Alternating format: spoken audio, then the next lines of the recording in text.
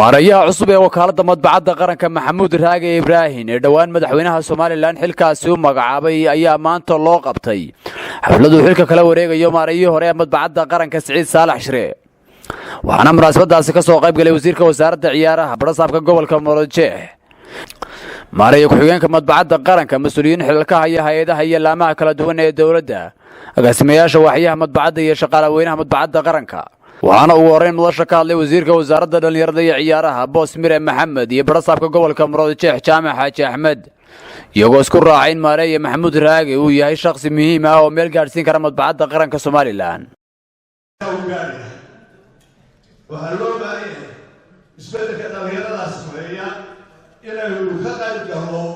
sidaynu u soo ururin lahay tahdiyaadkeena iyo cashuuraheena iyo macdanaheena ugu soo bixi lahay innagoo ay inoo qoran yihiin programska soo dhan markaasaynu gaaraynaa laakiin xoogga wax gaarsiinaya waa dhalinyarada waxaan kaloo halkan ka oranayaa kelmad saaxiibka haado oo yidhi ragga xusbiga ku soo argabay hadduu bilaabo Maxamuud Raage u horreeyey waxaan u filayaa ragga meesha ugu dhawa raggii soo argabay bay ahaayeen ragga fadhiyada waa garanaysaa waa wasiirka arrimaha gudaha iyo gaarfaadhi jaam dhowr wax uu soo qabtay xusbiga waa loo soo argabay rag badan oo soo argabayna hore u joogeen kuwa dambana way soo socdaan badan runtii munaasabadan qiimaha badan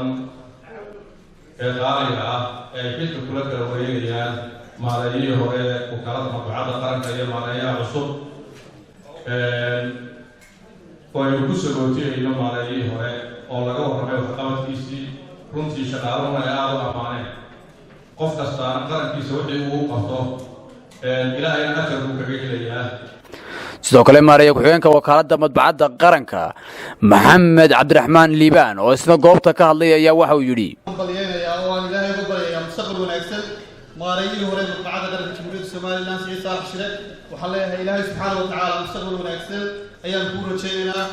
intii aad soo qabateen waad ku mahadsan tahay waxaan runtii soo dhaweynayaa Maxamuud Raage Ibraahin oo aan aqoon fiican u leeyahay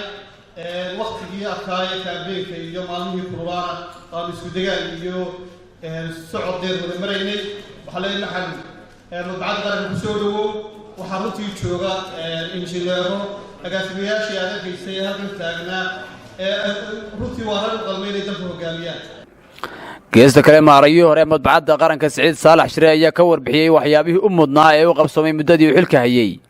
maalmihii soo maray noloshayda waxaan rabaa inaan mid yar oo kooban ka wadamo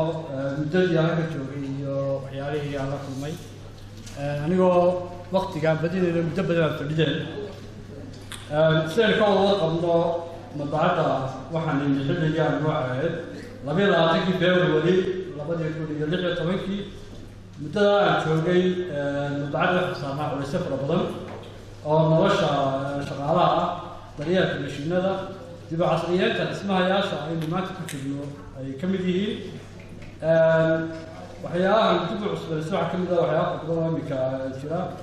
nolosha shaqaalaha madbacadda qaranka ka shaqeeya waxaan ku dadaalay inaan u kordhino mushaharkoodii boqolkiiba 58 inaan kordhino mushaharka shaqaalaha Maxamuud Raage Ibraahin maarayaha cusub ee wakaaladda madbacadda qaranka ayaa u mahad celiyay madaxweynaha Soomaaliland Mudane Muuse Biixi Cabdi madaxdii dalka ku soo dhaweysay maalintii shalay iyo mas'uuliyiinta ka soo qayb galay xilwareejintiisa waxaan u mahadnaqayaa madaxweynaha Jamhuuriyadda Soomaaliland Mudane Muuse Biixi Cabdi oo ii imaday inaan mashruuc ka noqdo ama maareeyo maareyntu waa maareyn wakaaladda madbacadda qaranka Soomaaliland أقدر من هالعليا. وأنا أقدر من هالعليا رجع مدار القرن الصومالي يعطون فردية إلى شرق مكان كيمي على UK. ودبينتينا maarayaha cusub ee madbacadda qaranka ayaa waxa uu xilkii kala wareegay maarayihii hore madbacadda qaranka Soomaaliland Maxamed Jaamac Mal wararka warbaahinta SBC Hargeysa